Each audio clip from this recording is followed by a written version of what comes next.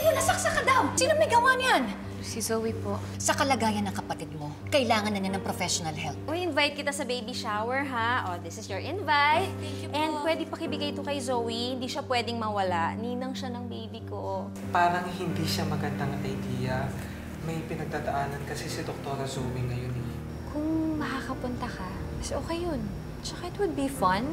Pupunta ba si Annalyn? I'm sure. Kasi diba, close sila ni Doktora Menor. I am referring to another daughter, Moira's half-sister. Her name is Morgana Go. Alam niyo ba na meron palang half-sister ang matagal nang sumakabilang buhay na si Moira Rutacchio? Kung totoo nga na may anak si Madam Chantal, di ang ibig sabihin nun siyang pwede rin siyang pumasok dito sa Apex? I am so excited to take you with me to Apex, Morgana. That's brilliant! Are you in public? Where are you right now? You're not supposed to be seen, remember? Wow! Ito, ang daming pagkain no. Sakto, gutom na ako. Ikaw talaga pagkain agad iniisip mo, kakarating lang natin. Gutom na talaga ako eh. Dok, may regalo ka na kay Dok. Obvious ba? Gusto mo ako na magbitbit? Sure. Ako na magbitbit. Thank you. Thank you, Rega. Wala akong bitbit. Bahala sa'yo. Uy, Ay, Dok! Okay. Doc Annalyn, Doc Lindon. Regan, akala ko malilate na ako. Sakto lang pala. Just right on time, Doc. Annalyn! Nakita ko si Zoe kahapon, Talaga? Ay, kamusta siya? Well, you know, she's still coping with everything that happened to her. But she looks okay. Sana magtuloy-tuloy na. Buti ka pa, nakausap mo na si Zoe. Ako kasi kahit anong pag-reach out ko sa kanya, hindi niya ako pinapansin.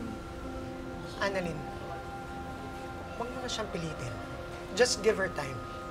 She'll probably be in a much better state pagkatapos ng bakasyon niya. Magbabakasyon po siya?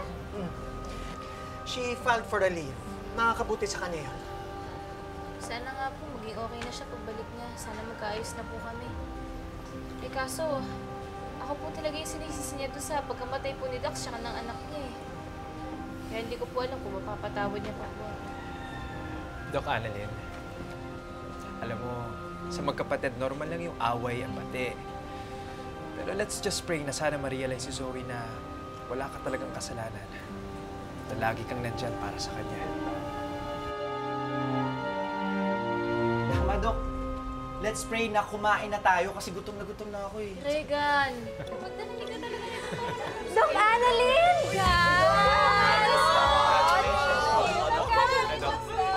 Muli nakapunta kayo. Thank you. Ay, Dok, may regalo ko para sa inyo. Congratulations ulit, Dok. Thank you. Guys, tara na. Upo na kayo. Magsa-start na yung program.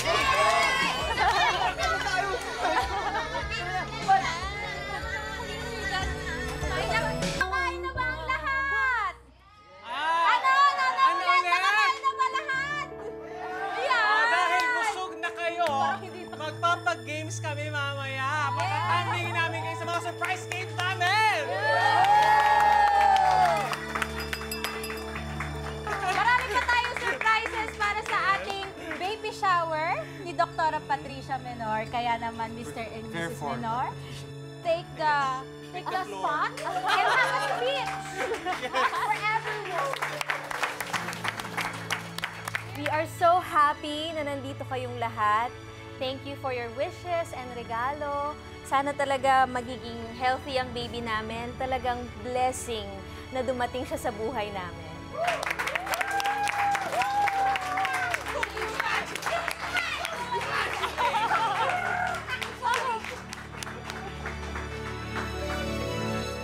Zoe.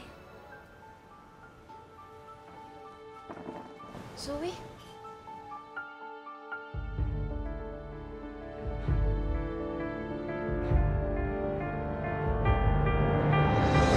Chang, magkita na lang po tayo dito sa coffee shop. Malapit po dyan sa Apex.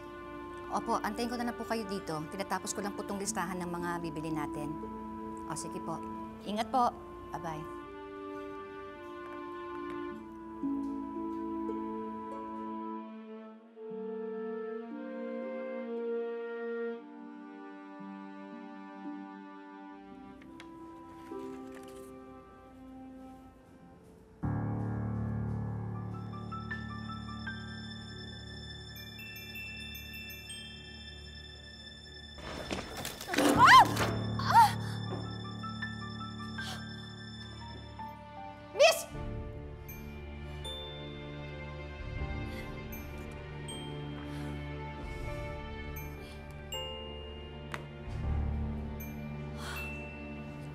Nag-sorry yun ah.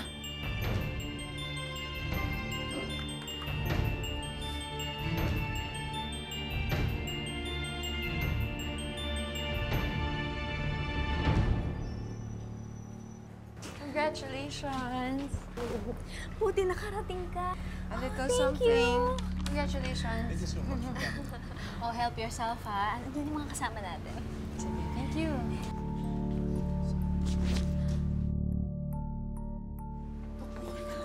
Okay lang.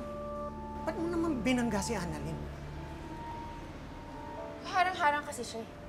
Doc, okay lang po ako. Zoe, buti nakapunta ka.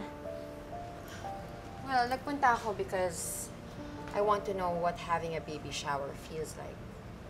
Zoe, kung hindi ka pa handa, hindi mo naman... Okay na nga ako. Kaya nga ako nandito eh.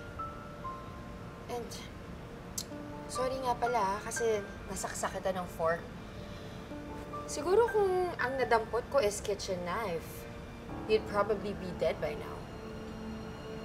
And siguro kasama mo na si Dax at yung baby namin. Zoe, I'm sorry. Stop! Stop. You're making a scene. Nakakaya kay Doktora Menor. Doktora, I'm sorry. Congratulations po ulit.